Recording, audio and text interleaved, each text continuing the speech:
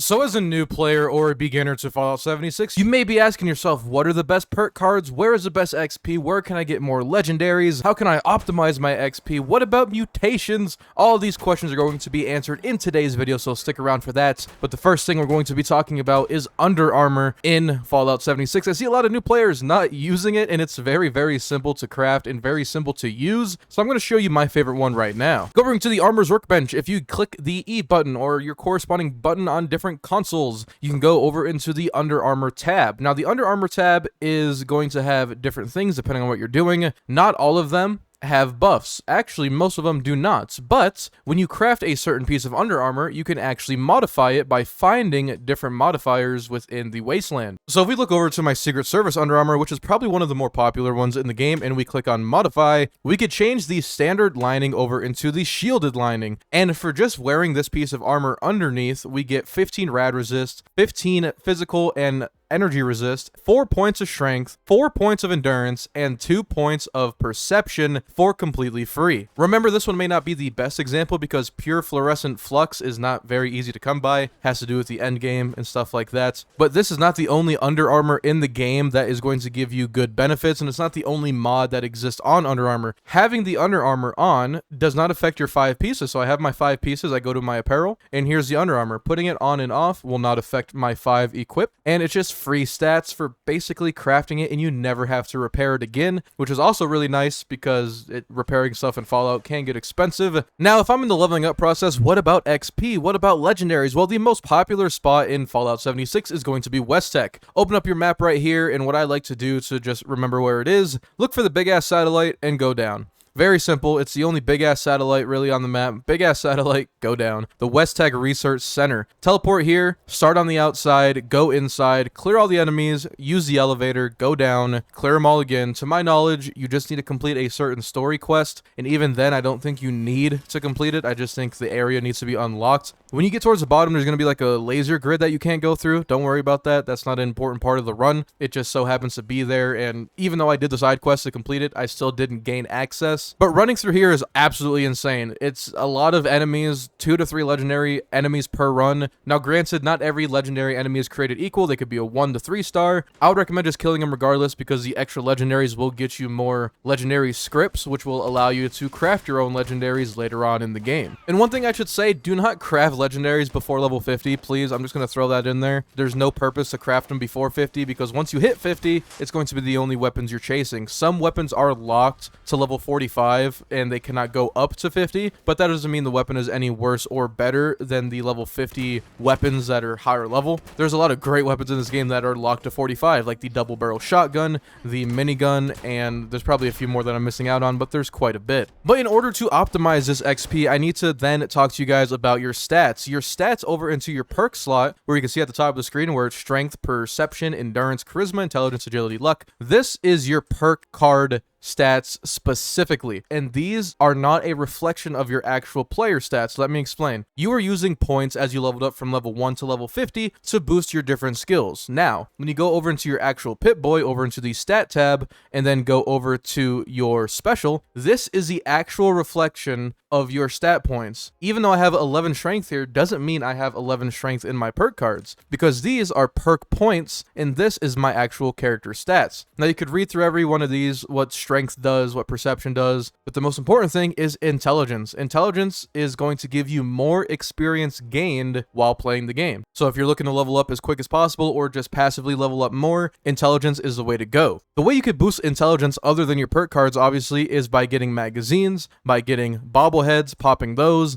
There's also some drugs and aid that will help boost your intelligence quite a bit. Though it is temporary, it still does help if you want to pop them before going into West Tech. To my knowledge, there is no cap on the XP gain, so if you have 31 intelligence, it's still going to give you more XP. And according to the wiki, every point of intelligence is 2% more XP gained. So if you had 30 intelligence, for example, you would be getting 60% more XP than your other friends. Another thing that's related to your XP gains would be the inspirational charisma card. When you are on a team with other people, you also get another 15% more XP, which would help a lot with your XP farming as well. And it's definitely one of those cards I recommend every player gets max level whenever they can. Don't make it top priority, but it definitely helps with your progression. But a completely free way and something you should always do before doing any XP runs, before you pop all your stuff, before you pop all your food that boost it, find a clean bed. Don't sleep on a bed in a random super mutant camp. Just go into your bed and rest. You want to do this because when you rest here, I do believe it's for like 10 to 15 seconds. When you rest, you will then get a buff on your screen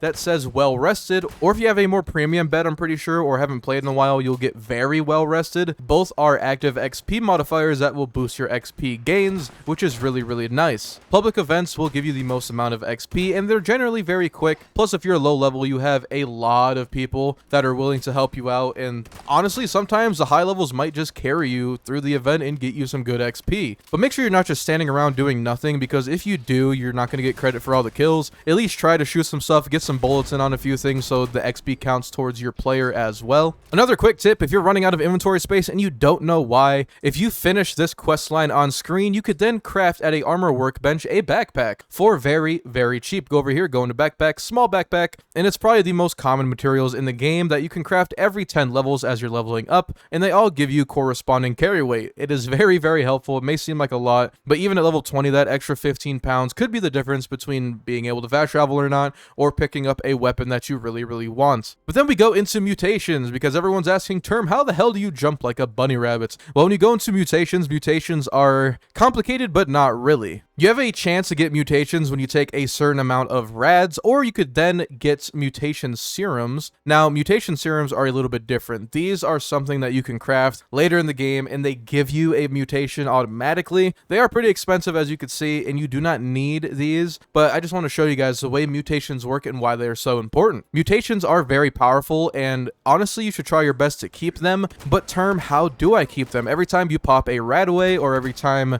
you get rid of your rads, your mutations seem to just go away. Well, that is very important because all these buffs that you see here are from mutations. Yes, there's some negatives, but the negatives definitely do not outweigh the positives. The way to avoid this and the way to keep your mutations forever is in the luck category over into the starch genes card. Starch genes, you will never mutate from rads again, and rad away will never cure your mutations. So the way to do it is get your mutations first, put on this card, and you never have to worry about ever losing them. Dying will not lose your mutations, logging off won't lose them, anything like that, you won't lose them. It's only if you took this card off and purposely popped a rad away. That would be the only circumstance where your mutations are gone, but a few things you could do to make sure that the negatives aren't as harmful and the positives are even better is Class Freak, which is also in luck. The negative effects of your mutations are reduced by 75%. That is very, very nice, and to counteract it even more, over into Charisma, Strange in Numbers. Positive mutation effects are 25% stronger if teammates are also mutated. And honestly, in Fallout 76, everybody's mutated. Unless you and your buddy are both level 20 and you're not into mutations yet, maybe don't run this card, but later on, you're always going to have this card active when playing with friends. If you're playing by yourself, you could always join a public team, and 9 times out of 10, one of the randoms that are in that public team are also running a mutation. You don't have to play with them. I should have made that clear in my previous video, but it is a good idea to at least join a team so you could reap all the benefits, even if you're playing by yourself. But speaking of perk cards, what are the best perk cards in the game? Now, I can't be super specific because everybody's build is different, and I'm running a shotgun build. Personally, I have a video on my channel, shameless plug, if you want to check that out, all the introductory that you need to a good shotgun build. But when it comes to Fallout 76 and your perk cards, there is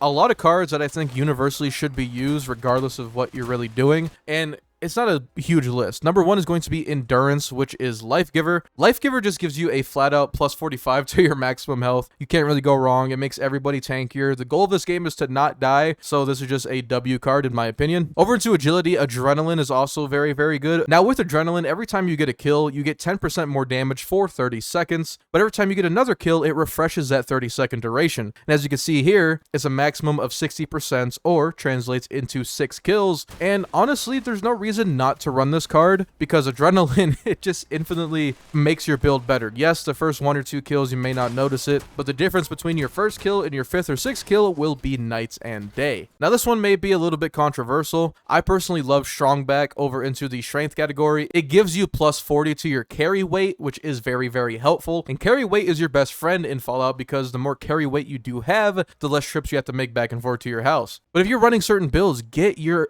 expert cards, your shotgun cards, your master cards, your basic cards, rather, not your shotgun. But every gun has this. You have the master, you have the expert, and then you have the basic. They have it for every category of weapons. They have auto pistols, pistols, assault rifles, shotguns. All those 20% will stack on top of one another, equating to a 60% damage benefit. Another bonus one in there, Ricochet is really good. You just have a 18% chance to just never take damage. Probably one of my favorite cards in the game right now, as it just makes any build infinitely more tanky. And Gunsmith is a good one as well. If you guys have very expensive guns and don't want to repair them every 5 seconds, especially if you're using heavy weapons, Gunsmith maxed out makes them break 50% slower. Now there's a few other useful perk cards like Aqua Girl, so you don't take a bunch of rads when you're swimming, or even Rejuvenated, because when you're max food and water, you get some pretty insane health benefits. Shit, I'll even throw in Tank Killer, because Tank Killer just makes your pistols or rifles get automatic armor penetration, which is actually really great in Fallout 76. Armor penetration is probably one of the most powerful perks or most powerful mechanics within the game if you want to really maximize your damage. But those are the main cards that I would focus on personally, as well as some of the most useful for whatever build you guys are actually working with. Now, more in depth with your perk cards, at one point when you hit 50, you'll notice the legendary perks. Over into the top, you will have one slot here, and it's then unlocked more and more as you level up. And honestly, I cannot tell you which ones are the best in slot because everybody's build is absolutely different. Now, looking through these, if there's any other special points that you're lacking on, just scroll to the very right-hand side, and you will see all the other specials that give you +1 strength and +1 strength perk points. Now, like I previously stated, there is perk points and then there's actual stats. So this gives both, and when it's maxed out, you get +4 to both. But how do you level up these perk cards? Because when you go over into them, it says rank up, but I need 50 of these little P coins. Well, the P coins are actually pretty annoying to get. It's all through playtime, and the way you get them is you go into your perk cards and you see all these perk cards I have here. Now, there is a button below the perk cards that says scrap. Now, I will just scrap one of these to show you. If there's duplicate cards you have, or in reality, if there's cards in this game you know for a fact you're never going to use, click the scrap button and you will get a certain amount of perk points depending on the level. I believe it's 2 points for level 1, 4 points for level 2, 6 points for level 3, and then so on and so forth. So when I destroy this,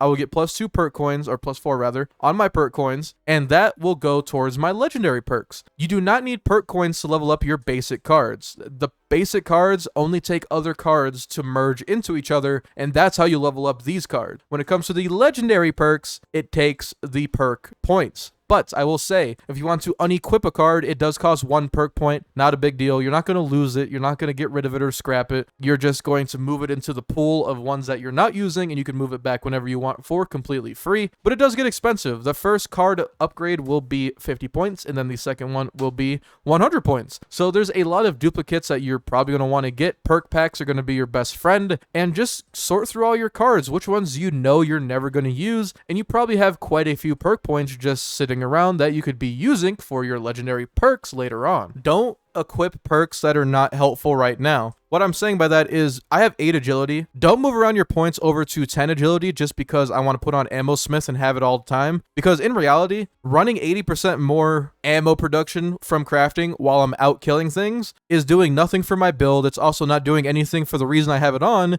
because I'm not crafting ammo right now. It's absolutely insane the amount of people I see do this. Stop doing this. You don't need to be crafting ammo when you're running around killing people, doing events. All you have to do before you craft, just remember to put on the card that you need. Don't waste points because you're putting on skills that you're not going to be using all the time. Just another quick tip I thought I should put in there, but that's it, guys. That is actually part 3 to my beginner's guide on Fallout 76. If you guys want to see more guides and more Fallout 76 videos, show me some love on this video. Hit the like button down below as it spreads out my content to more people in the Fallout 76 community. And don't forget to subscribe if you never want to miss out on another video from me, guys. Stay safe, and I'll see you all later.